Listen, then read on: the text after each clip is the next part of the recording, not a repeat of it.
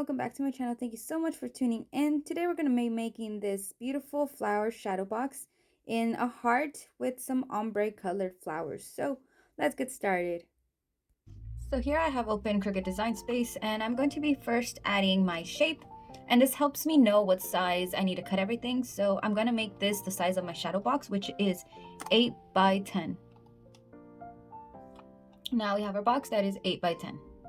Next, I'm going to go in and enter a circle, and I'm going to make this 1 inch in diameter. That way each circle represents each flower. From here, I'll know how many flowers I need of each colors. So I have my first circle, and I'm just going to be adding more circles and creating like a heart shape.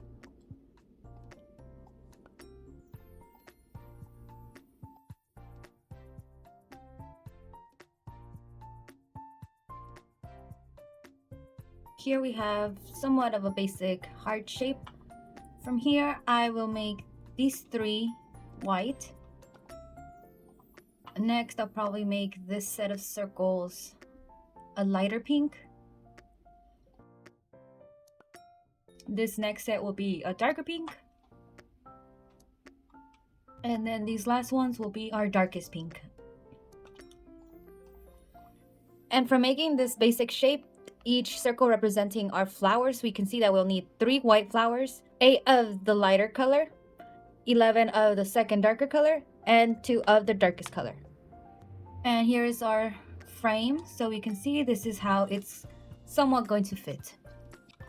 Next, I need to make her name right in the front here, so it's just easy. I'm just gonna click on text and write the name, Emmy. And the font here, I'm gonna use Joseph Sophia, and the letters white. So this is basically what it's going to look like. This is our shadow box. It's 8 by 10. This is how many flowers we'll be needing of each color, and this is the size I want to make the name. And this is what I use to make my roses. It is 5.15 by 5.245. And with this size, you can print out 2 per page, and each page is letter size 8.5 by 11. So I can just show you guys real quick. You can duplicate it here and print 2 at a time. And when you go to make it, you change your letter size. And you can see here, it actually put it on 2 different mats, but we can fix that. Just click on the second mat, go to your image and select Move Object. From there, just select to move it to the first mat and confirm. Now we click on the first mat, and if we click out and then back in, we can see that the 2 flowers are now together. And from here, I like to spin a little bit, just so these edges could be as far away as possible, but you could see that they're not going to cut anywhere into it, and you're going to be able to use basically the full page. So I'm going to go ahead, print out my roses and the name, and then I'll be back. Here I'm just loading up my paper, and once it's ready, it cuts perfectly, and I just take out all my flowers. And I got all these construction paper from Michaels. These are the colors I used. And I'll be using my drill here to wrap the roses. As you can see, all I did was stick a bobby pin in there and kind of flatten it out as best as I could, and then I just tightened it.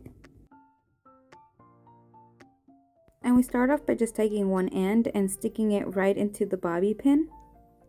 From there, I use my finger to twist a little bit, and then I make sure that it's not too fast, and then I can begin turning it.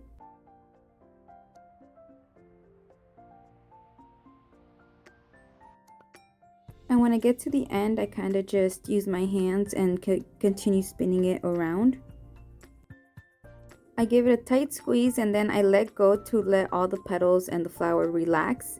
That way it makes it easier to take it out of the bobby pin. And so we're left here with our first flower, and I just like to let it relax just so it could be nice and full. And once you're ready, all we do is just take a bit of hot glue and put it right to the back. And here we go, now we have our first flower. So I'm going to continue making all my roses, and then I'll be right back.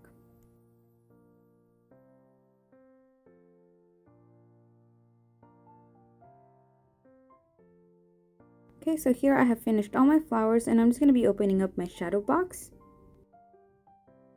Next, I'll be grabbing a piece of white construction paper and cutting it to the size 8 by 10. Now that I have my background, I'm just going to be using the flowers to see exactly how they're going to fit and make sure that everything will fit properly.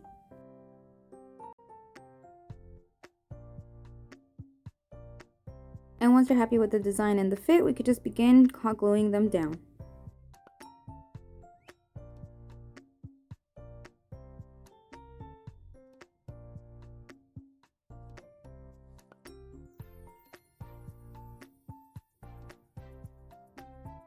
Here I'm just weeding out my vinyl, and once we're done with that, we could just put our shadow box together.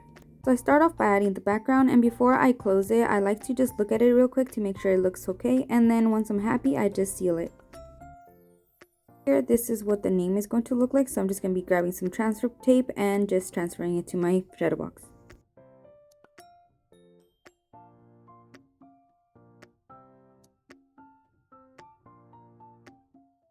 And now we're done. I hope you guys enjoyed the video. Please remember to like, comment, subscribe, and share. Please also head over to my Instagram and TikTok for a lot more pictures and videos of my work, and just thank you so much.